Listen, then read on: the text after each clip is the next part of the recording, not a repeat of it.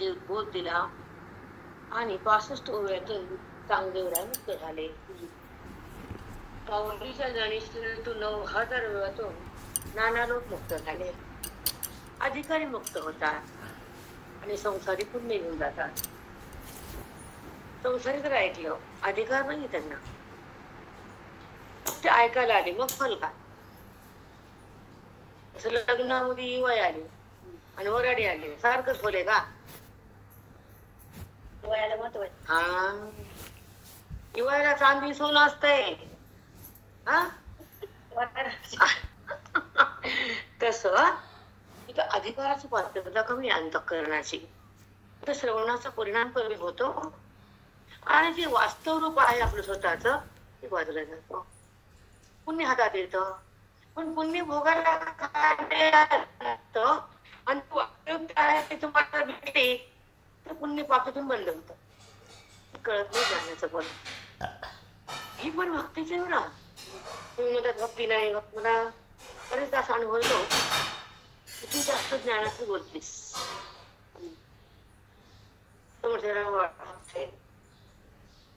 पण ज्ञान जरी बोललं तर ती पण परम भक्ती आहे, उच्च थराची स्थिती आहे, आत्मानुभूती आहे आणि श्रेष्ठ भक्ती. हा पण ज्ञानात ती कळते. भक्त वर्णून व्यक्तीकडे आलोत ना, ती पार पाडली अवस्था. आता ज्ञानमय अवस्था भोगायची. ज्या भगवंताला ज्या मनानं प्रेम केलं तर ते मन भगवंतापासला न ओळखता तसंच राहिलं. ओळख असावी ना. प्रेम आहे पण ओळख नाही. नात्यामध्ये ओळखीनं प्रेम आहे का? प्रेमानंतर ओळख आहे? सांगा ना. असं जवळच आहे, मनातून आई जीव लावती मुलाला, माझा आहे तो आणि माझ्यापासून उत्पत्ती त्याची. पण हा संबंध नाळीचा असतो, असतो हा पक्का, पण एका जन्माचा. हा संबंध एका जन्माचा आहे, पण भगवंताचा आणि बुद्धीचा आनंद जन्माचा संबंध आहे आणि तो जागा होतो ज्ञानानं. प्रेम मग ईश्वराचं येतं पुण्यानं, ही भक्ती. पण भक्तीमध्ये जर ओळख नसाल भेट नाही. भक्तीमध्ये भेट लागते, भक्तीमध्ये ओळख लागते आणि भक्तीमध्ये त्या जीवाची म्हणजे बुद्धीतले अज्ञानाची समाप्ती लागते. जेव्हा बुद्धीतलं अज्ञान समाप्त होईल तर त्याची ओळख होईल, तोवर नाही. अज्ञान गेल्याशिवाय कसं ओळखता येईल? ज्ञान आल्याशिवाय अभिन्न कसं राहता येईल? तो आणि मी जर एक आहे तर देहान मी एकच राहू. देहाशी जो असलेला संबंध अवितकृत आहे आणि भगवंताचा असलेला संबंध स्वतःसिद्ध आहे. तुम्हाला माहित नाही, हा तुमचा भाग आहे, पण आत तो आहे, त्याच्या विना तुम्ही नाही. आणि तो तुमचं स्वरूप आहे तर तुम्ही देहाला मानलं माझं, ही तुमची चूक आहे. इकडे येताच चूक आहे. तुम्ही जडाला प्रेम केलं, जडातला संबंध वाढवला, अविद्येमध्ये बुद्धीला घातलं आणि इंद्रियामध्ये विकाराला सुरुवात झाली.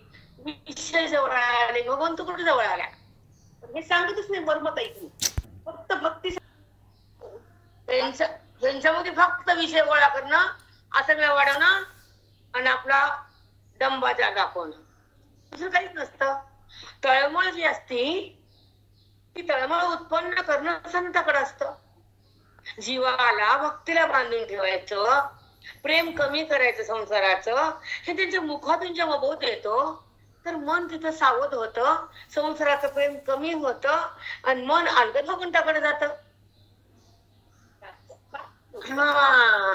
हे सांगायला पाहिजेत ना. मी हमेशा म्हणते, तुम्हाला बोलते पण ह्या बाबतीत बोलू शकत नाही, पण तुम्हाला हे तुमचा दोष नाही. तुम्ही लाख रुपये गेला पण बिनटेक झालं तर नाव लागलं, घ्यावं लागलं, अडकावं लागलं. सोनच नाही ना मार्केट मध्ये, सोनच नाही आणि बेंटेची चमक संपतच नाही बघताना, पुन्हा नाही. मग काय घ्यायचं ते ठरव. तसं बहिरंग कांतरंग. कारण भक्तीला आरंभ कसा असावा, कर्मातून बाजूला कसं यावं, स्वधर्मामध्ये कसं राहावं, अज्ञानाला कसं टाकावं आणि देहभावाला कसं सोडावं, हे श्रवणात आल्यावर कळतं. जेव्हा जेव्हा देहभाव उत्पन्न होतो तिथं अविद्येचाच पगडा असतो. पण जेव्हा अविद्या हे ब्रह्मज्ञानानं स्थगित होती, थांबती, पुढे येत नाही मनाकडे, लक्षात ठेवा. तिचा पगडा कधी कमी होतो, ब्रह्मज्ञानाचा प्रवाह बोध रूपाने अंतःकरणामध्ये श्रवणाच्या माध्यमातून वेदाच्या ज्ञानानं त्या अशुद्ध ओवीच्या लहरी जेव्हा आत जात्यात तर अज्ञान शिथिल होतं. जसं घट्ट तूप थंडीमध्ये डब्याला चिटकत, ते चमच्यामध्ये जात नाही मध्ये, तर त्याला अग्नीच लागतो. बघा तुम्ही फ्रीजमध्ये तूप काढावाय, डिप्रीज थंडीच्या तूप पण डबा एकच असते, तसं मन आणि देह एकच असते. मग त्या डब्याला आत ते गॅसवर ठेवावं लागतं, इथं मनाला श्रवणात ठेवावं लागतं. ज्ञानाग्नी लावला की मनात का अज्ञान स्थगित होतं, शीतल होतं, आणि जसं तूप पातळ झालं तर अज्ञान वितळू लागतं. ज्ञानाग्नी दग्ध कर्माणा. ज्ञानाचा अगदी बुद्धीमध्ये बोधाच्या द्वारे जेव्हा संत प्रवाहित करतात, कुणाचा बापाचा बाप प्रवाहित करू शकत नाही. कारण ताकद संताची आहे की जेव्हा बोध साधकाच्या हृदयात ओवीच्या माध्यमातून, बोधाच्या माध्यमातून ते साधकाच्या हृदयामध्ये बोधाला प्रवाहित करतात, तर तो साक्षात वेद असतो. आणि वेदाची शक्ती असते औरणाचा नाश करण्याची, बोधाची शक्ती असते देहभाव बंद करण्याची, ओवीची शक्ती असते ब्रह्मरस उकळ्या मारण्याची, आणि संताची शक्ती असते बुद्धीतला अज्ञान भस्म करण्याची. हे जेव्हा एकत्र येतं त्या ठिकाणी ज्ञानाचा सूर्य उगवतो आणि एकदम सुगंध सुखाचा येतो, परमानंद प्रगटतो आणि बुद्धीचा आणि भगवंताचा अभेद होतो. त्याला ज्ञानामृत मिळालं असं म्हणावं. आणि सांगणाऱ्या बरोबर बोलतात, तुमचा दोष नसतो. आम्ही साधकाला कधीच नाव ठेवत नाहीत, त्यांची श्रद्धा आहे, त्यांचा भाव आहे गुरुवर, छान, त्यांचं हृदय पवित्र आहे. त्यांचं हृदय पवित्र आहे म्हणून ते गुरुवर श्रद्धा ठेवतात. पण गुरु पण काय माती मिळत नाही तर त्यांना कामाला सांगावं लागतं. देणारे फार महान असतात, पण छान देणारे, ज्ञानाचं अवलोकन करून ज्या बुद्धीमध्ये ज्या विवेकाची संपत्ती मांडून मोक्षाची घडी बसवणारे गुरु महाराज जर भेटले तर तोंड कुठं घालायची गरज नाही. पण तुमच्या ज्ञानाची घडी विस्कटली, तुम्हाला घालता येत नाही, तुम्ही कबूल करत नाहीत, ते आमचा दोष नाही, आमचा दोष आहे वा. आम्ही घडी बसवली पोटत नाही, दुसरी घडी बसवून देत नाही, तर तिथं आमची चूक आहे का? सांगा ना. मग ज्ञानाची घडी बसवल्यानंतर मोक्षाची गुढी उभा टाकती, ते श्रवणामध्ये कळतो. गुढी आनंदाची गुढी उभा टाकती, ती तर गुढी खाली गेली संध्याकाळी, ही तर गुढी खाली मोक्षाची गुढी देऊ शकत नाही, बापाचा बाप देऊ शकत नाही, सोबत आहे आपल्या. मग ज्या ठिकाणी स्वानंद सतत ओसंडतो तिथे परमानंद प्रगटतो आणि बुद्धीचा संगम होतो. बुद्धी त्या स्वानंदामध्ये जाती, मग देहाला पाहते का? पाक झाल्यावर साखर दिसते का? पाक झाल्यावर तो पाक जामुन मध्ये घुसतो. शुद्ध बुद्धीमध्ये ज्ञान प्रवाहित होत. ती साखर डायरेक्ट जामुन मध्ये कोंबता येत नाही, ती म्हणते मी मध्ये राहतच नाही आणि साखर जातच नाही, पाक केल्यावरती बाहेर येतच नाही. पाक मग जामुन मध्ये टाकल्या साखर, ते जामुन मधल्या पाक बाहेर येतो का? त्या कणा कणा धरून राहतो. मग ती साखर कणाला मुकली आणि पाक बनली, तसं बुद्धी अज्ञानाला मुकली आणि ब्रह्म बनली. किती पाक पत्थर बनत, तो सरकतो कोणीकडे बी, पण साखर हे घट्ट अज्ञानासारखी तिथंच बसते. साखर सरकते का? पाक थांबतो का?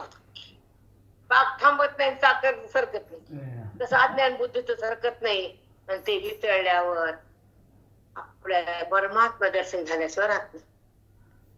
हो बेटा, कारण दर्शन व्हावंच लागतं. आत दर्शन झालं आणि भगवंताचं मिलन झालं तर देह कुणाचा आणि कुणाला, देह कुणाचा आहे माहित नाही, संबंध उरला नाही, विकार ठरला नाही. अनुभव पेरल्यानंतर विकार जातो, आकार संपतो, निर्विकार प्रगटतो, ब्रह्म साक्षात्कार होतो. तो महात्मा होऊन जीवनमुक्त स्थितीत जातो, तो ज्ञानी असतो. म्हणून समोर म्हणताय त्यांना आणि भगवंतच करतो बेटा. ज्यांना द्यायचं होतं समोरून तिथे घ्यायला अरे अमृत. बरोबर का चूक आहे माझं?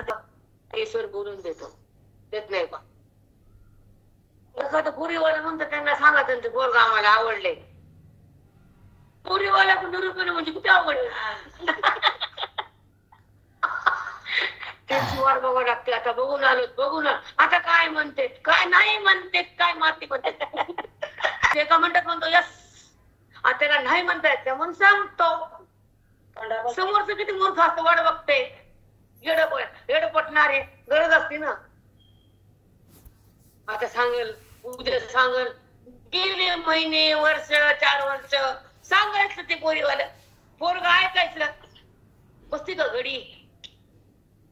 किती अवघड परिस्थिती जाईल, फार अवघड आहे रे बाबा. त्यांच्या वेळेला असं होते आपलं झालं म्हणून काही नाही ना. चांगदेवाला बोध केला आणि ऐका पुढचं. जेव्हा ते एकमेकाला भेटले आणि ज्ञानाला आरंभ झाला, तिनं चांगदेव 1400 वर्ष तर 1400 वर्षाच्या काळानंतर त्यांना मुक्तीचा प्रसंग यायचा होता मुक्ताबाईकडून. मग ते भेटले आणि नंतर चांगदेवानं मुक्ताबाईला सोडलंच नाही. जेव्हा ती गुप्त झाली तेव्हाच ते तुटली मुक्ताबाई. आणि मग चांगदेव महाराज मग तिला आईच म्हणायची, आईच म्हणून त्यांच्या माग राहायचे पुन्हा. आणि ती मुकली आणि चांगदेव 1400चे पण ते आईच म्हणायचे, त्याच्या सोबत राहिले पुन्हा. नंतर एक समाधी घेतल्या आणि मुक्ताबाई गुप्त झाली, कडाडली वीज. त्याचं रूप विजयमध्ये रूपांतर झालं. मुक्ताबाई त्या ते मीरा नदीवर गुप्त झाली. हा कृष्णा राज्यात, हा कृष्णाच्या वेळेस नाही का ती योगमाया तिचं ते ठिकाण होतं, तिथं ती प्रगट झाली, विजयमध्ये गुप्त झाली. आणि या 3 भावाच्या समाध्या आपल्यासाठी पृथ्वीवर राहिल्या. मुक्ताबाई कुठे राहिली? इथे कोण घ्या ना डायरेक्ट मुक्ताबाई इथे का समाधी आधी शक्ती ना ती तिला जाता मिळते नेता मिळतो. ती माया कृष्णाच्या वेळेस म्हणल्या जाते, तिनेच अवतार कृष्णाच्या जन्म दिला ना. म्हणून तसं मग ती पुन्हा इथे जाते अवतार कार्य करते. पण ह्या वेळेस बलाढ्य काम केलं, असं कुठंच नाही घडलं काम. तिने साक्षात चांगदेवाला बोध दिला. तिथे नाव माया बोलली स्वतः आदिशक्ती मुक्ताबाई आणि दासी जणी लागे पायी. अभंग त्या काळात स्कूल नव्हतं, ती गौरव थांबत होती, गरीब होती, केसाला तेल नव्हतं, रानात जात होती. पण विठ्ठल विठ्ठल म्हणत अभंग करत होती. सोडलं नाही तिने अभंगाने. झोपडीमध्ये विठ्ठलाचा फोटो होता, तिने सोडलं का? बरोबर नाही सोडलं. आणि अभंग कसले तिचे अद्भुत परत आहे काही मनातून नाही. म्हणून ते अवतारी पुरुष येते. समजतेच नाही. नाही नाही नाही, त्यांचा जन्म मनुष्य पोटातून नाही, ईश पोटातून. हा आता आपले गुरुजी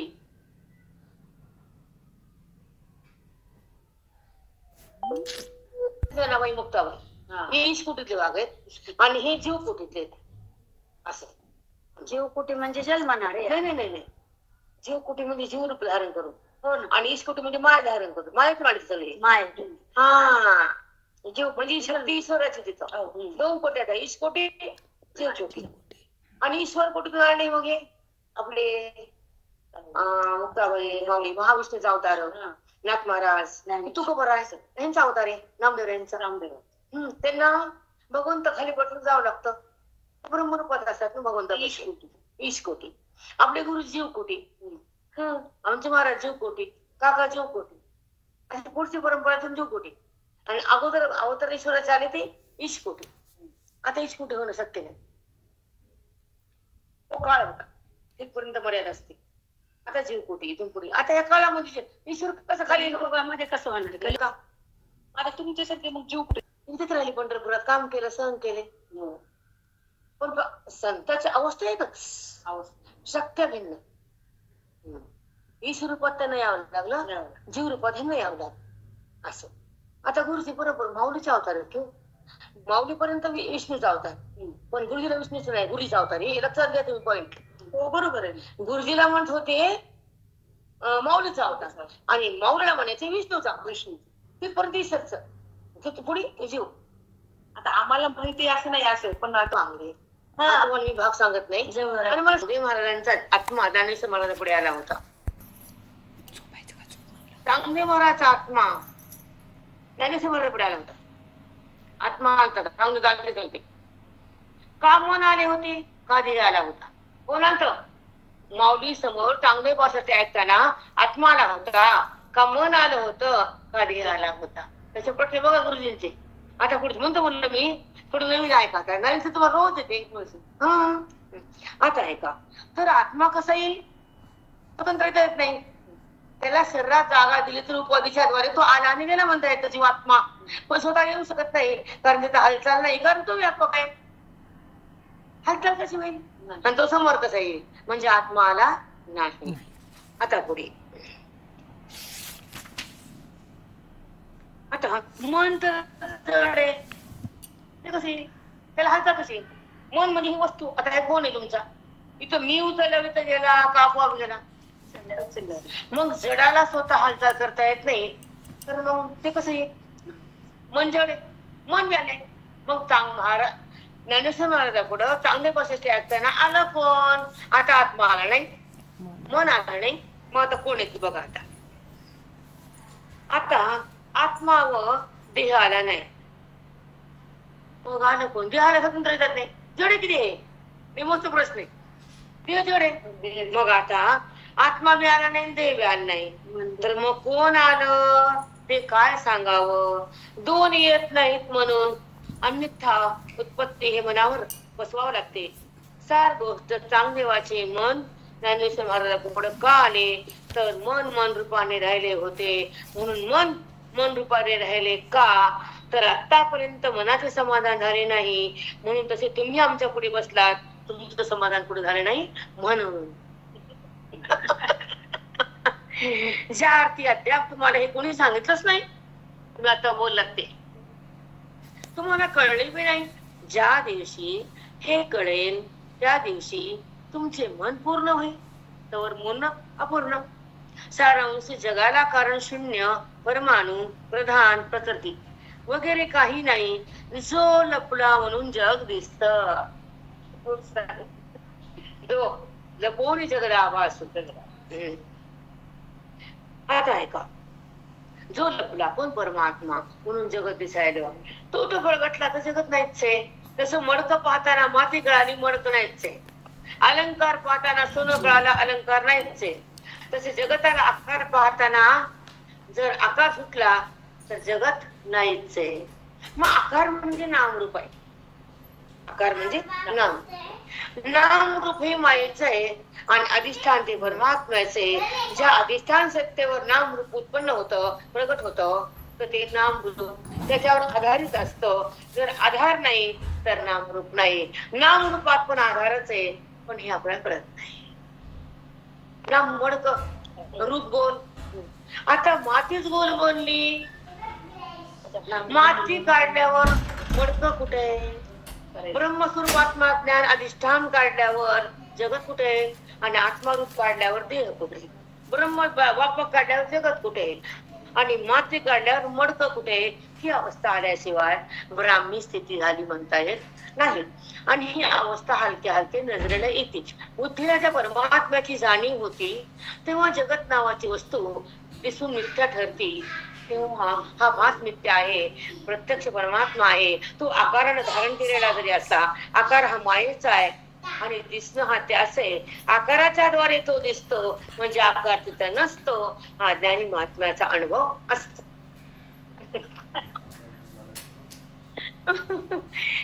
कोणत्या वेळेस तुम्हाला भगवंत काय तुमच्या पदरात टाकत होती तुमच्या, आणि तेव्हा तुमच्या अज्ञानाचं हरण होईल, तुमचं पाप पुण्य कसं बंद होईल. भगवंतामध्ये कशी एक होईल, ते ज्ञानाच्या अवस्थेत कधी होईल तुम्हाला कळत नाही. बिलकुल नाही. कसं असतं, पहिल्या दिवशी नवरी घरात येते, तिला आपलं कोण घडत नसतं. पहिल्या काळात बरं का कोणची नाही, 2 वर्ष आधीच माहित असतं. पण जेव्हा काही माहित नाही, नाव नाही, विषय नाही, ओळख नाही, गाव नाही, कुणी आपलंच नाही, तिला पहिल्या दिवस आपलं वाटतच नाही. वाटते का? तिला आठवण कुठली ती समोर एक मुंडकी असते, तर आठवण तिथली असते. कारण त्यांचा संबंध नसतो. मला हे सांगायचं, जे समोर आहे त्यांचा संबंध नसतो, पुन्हा प्रस्थापित करावा लागतो जबरदस्तीनं नांदण्यासाठी. त्याचा देहाचा संबंध नंतरचा आहे, जबरदस्तीनं. पण गुरुचा संबंध भगवंताचा आहे, सहज.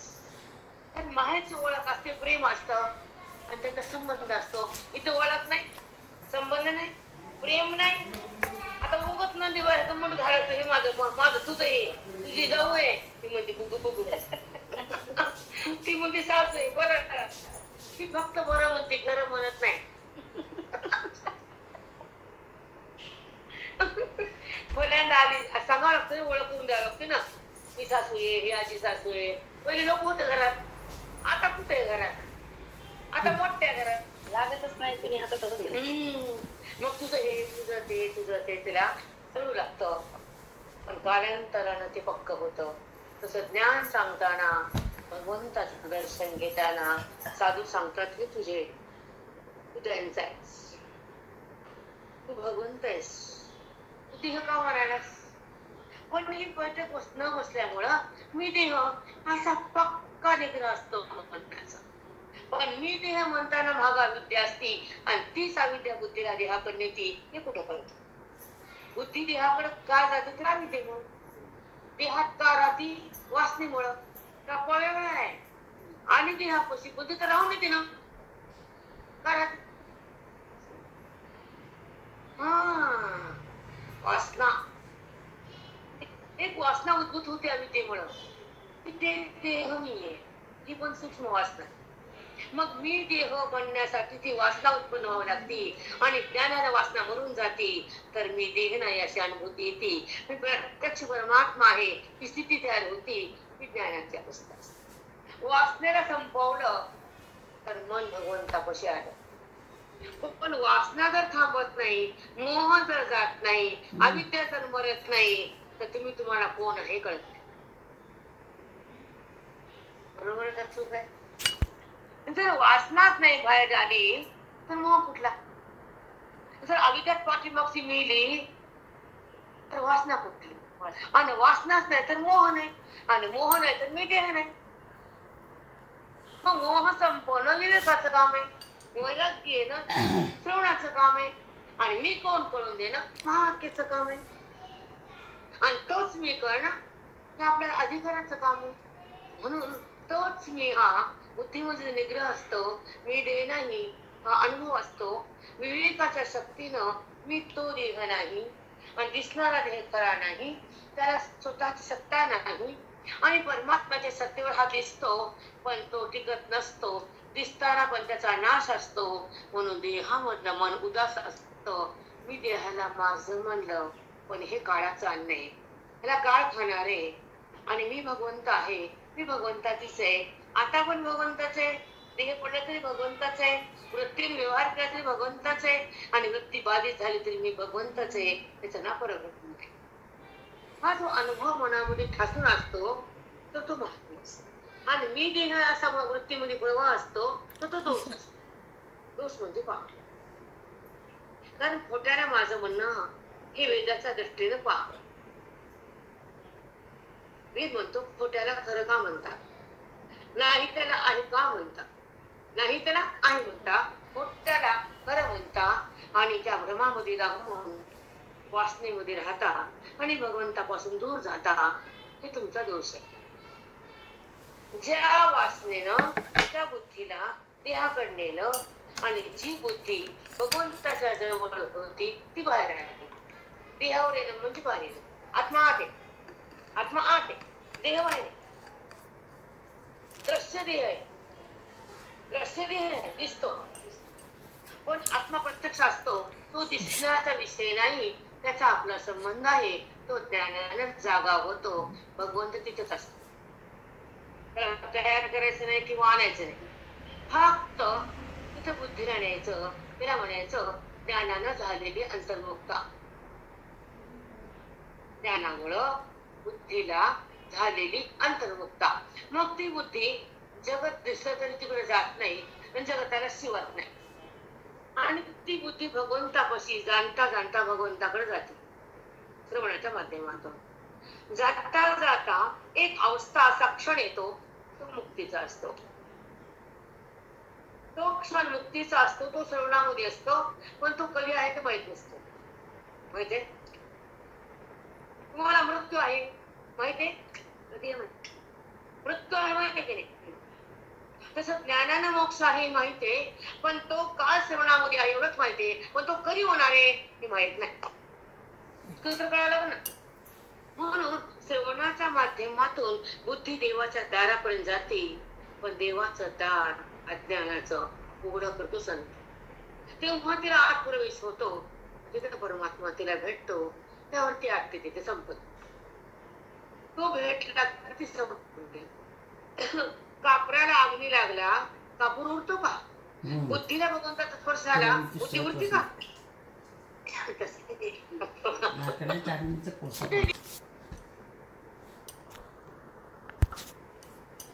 स्वतःला तोच तुमचा नाही.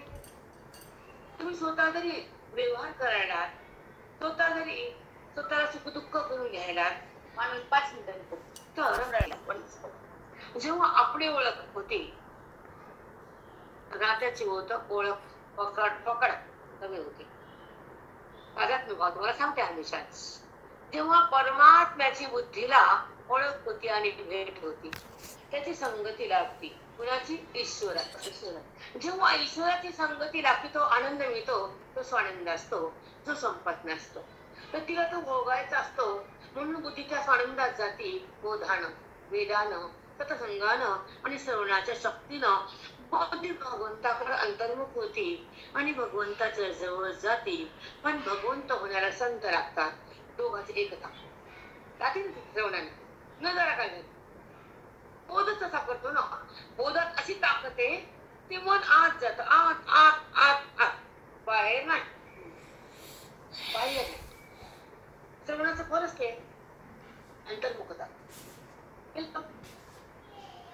म्हणून वैदिक ज्ञान फार महत्वाचे, अध्यात्म ज्ञान फार महत्वाचे. पण अध्यात्म सांगायला कोणी गमणे नाही बेटा, सांगून शकत नाही कोणी. आणि ह्या अध्यात्माचा पाया पंचकरण, विचारसागर हे लावून द्या तुम्ही लोकांना. तेच देत नाही ते होत काही. आज आनंद मनामध्ये प्रबोधन केलं आणि मनामध्ये ब्रह्मज्ञानाचा प्रवेश होताना समोर भगवंत होते, परब्रह्म ज्ञानेश्वर आहे. आणि त्यांच्या पुढे चांगदेवाचं मन त्या ज्ञान ऐकताना तंग दंग झालं. गुंग तुमच्या गुंग, आम्ही म्हणतो दंग. मग दंग झालं. त्या मनामध्ये कोण आलाय? ब्रह्मज्ञानाचा कस आला. कस साक्षात मौली सांगायले 65 ओव्या. आणि त्या ओव्याचं मध्ये जेव्हा मनामध्ये जो ओव्याचं ज्ञान थांबतं, तर मन ब्रह्म होत. एवढा ताकद आहे भगवंताची. चांगदेव योगी महान आणि सांगणारे ज्ञानराज. काय तुम्ही आता कुबेराचं भंडार बोलत. आता पुढे चला. आतापर्यंत मनाचे समाधान झाले नाही म्हणून तसे तुम्ही आमच्याकडे बसलात. त्यात तुम्हाला कोणी सांगितलेलं नाही, तुम्हाला कळले बी नाही. ज्या दिवशी हे कळेल त्या दिवशी तुमचे मन पूर्ण होईल. सारांश: जगाला कारण शून्य, परमाणु प्रधान नाही, जो तो परमात्मा लपला म्हणून जगत दिसलं. शून्य नाही, परमाणू नाही, प्रकृती नाही, पंचमहाभूत नाही. जगाला कारण कुणीच नाही, जगाला कारण जो जो लपला म्हणून जगत दिसलं. सुंदर वाचा आहे. आता ऐका, रज्जू असून तर ते सर्प का दिसत अंधारात? रज्जू असून रज्जू लोपली तसे जो लपला. रज्जू लोपली सर्प दिसला, जो लपला जगत दिसलं. आधी भाषा गुरुजींची भयानक चांगली आहे. आता ऐका, जो असून जग का दिसते? तो परमात्माच आहे, मग जग का दिसत? जो म्हणजे जगत, जगत पण तो जावा ना, जगत दिसत. जग परमात्मा कुठे दिसतो? मला नाही दिसत. ऐका आता, ज्ञानेश्वर महाराज म्हणतात, जो लपला म्हणून. जो लपला म्हटल्याबरोबर अनेकवादी शंका करण्याकरता उठले, विचारू लागले, जो म्हणजे कोण? तर तो कसा आहे? चित आहे का जड आहे? मग जो कोण आहे? तुमचा जो ते जरूर सांगा. जो म्हणजे लपला, तो कोण आहे? चित आहे का जड आहे? अनेक आहे काय एक आहे? व्यापक आहे का बरं चिन्ह आहे? सर्वज्ञ काल्पन्य, नित्य आहे का नित्य आहे? तो कशानं लपला? काहून लपला? त्याला कोणी झाकलं?